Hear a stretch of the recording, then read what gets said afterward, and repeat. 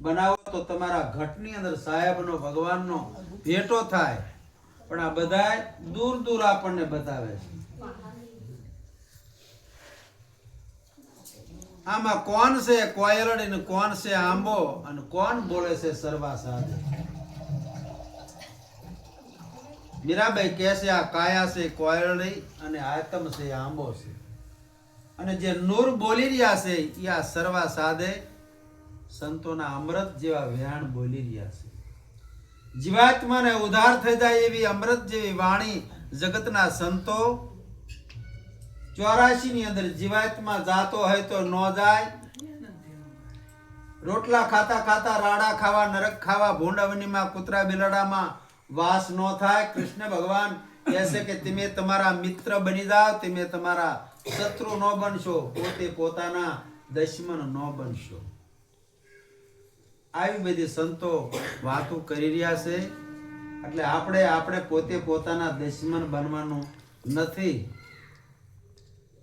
આવી રીતે સંતોની અમૃત જેવી વાણી જીવનની અંદર આપણા હૃદયની અંદર બરોબર લક્ષ્યની અંદર લઈ અને સંતો શું કહેશે એવી રીતે આપણે જો જીવન જીવશું તો આપણો અવતાર ધન્ય બની જાય છે અને પરમ ગતિને પામી જાય છે.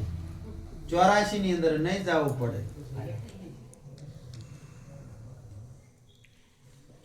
સામા ઝરૂખની અંદર કે ઊંચી મેળી મારા સંતની મેલું બળે છે આ જોઈતીની માય. આ જેમ રાવણને સોનાની લંકા હતી એમ આપણને બધાને આ સોનાની લંકા જેવો દેહ આપ્યો છે. અને પારસમણીની પોળ્યું છે.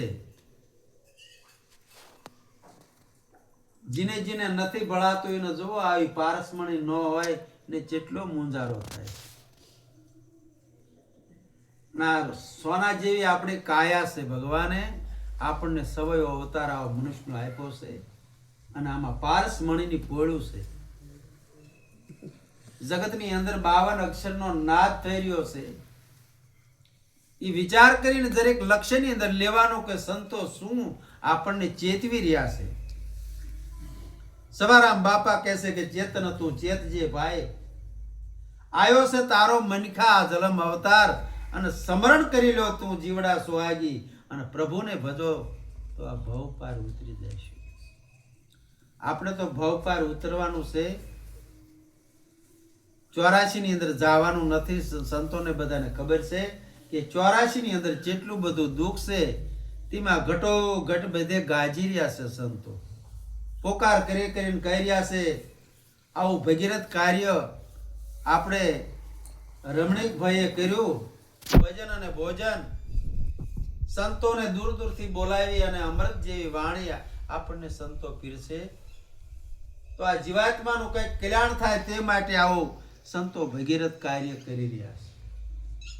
તો આપણે લક્ષ્યની અંદર બરોબર લેવું જોઈએ.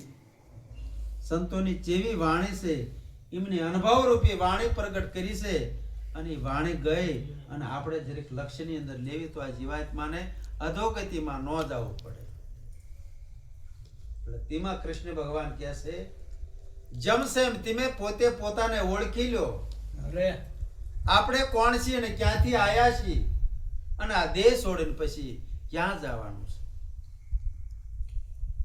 તેમાં સંતો કહે છે માનવ તન મળ્યું છે મોંઘા મૂલનું રે લોલ.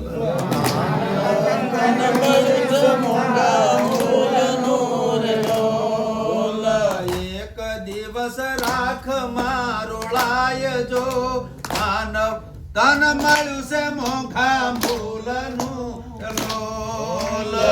એક દિવસ રાખ મારોળાય જો માનવ તન મળ્યું છે મોંઘા મૂલનું લોલ. ક્યાંથી આયા ને તમે ક્યાં જશો રે લોલ. ક્યાંથી આયા ને તમે ક્યાં જશો રે લોલ. મરતા પહેલા ગોતી લો મુકામ જો માનવ તન મળ્યું છે મોંઘા મૂલનું રે લોલ. મરતા પહેલા ગોતી લો મુકામ જો માનવ તન મળ્યું છે મોંઘા મૂલનું રે લોલ. અને ક્યાં આયા છીએ? આ દેહ તો માતાના ઉદરમાં હતો અને મસાણમાં જવાનો છે, પણ સંતો આની વાત નથી કરતા. આપણો જીવાત્મા પહેલા ક્યાં હતો? આ તો જીવ છે, અનાદિથી જીવતો જગત મરેલું. જાણ હરજી કહે બધું ખપે અને નિપજે. આ બધું માયાનું મંડાણ છે. અરે અરે એટલે આપણો જીવાત્મા ક્યાં હતો અને અત્યારે ક્યાં છે, અને આ દેહ છોડીને પછી ક્યાં જવાનું છે. પણ નિરાત મહારાજ કહે છે, રામનું નામ તમે રાખો હૃદયની અંદર અને કલ્પના જે બધી કાશી છે એ કાઢી નાખો. આદિ અને અંત ને જે આ મધ્ય જે આ બોલી રહી છે આ વસ્તુ બધી સાચી છે. અત્યારે આ પ્રગટ વસ્તુ છે. આ દેહ ની અંદર સત પ્રગટ થયું છે. જગત ની અંદર કહે છે કે જળ ને ચેતન છે.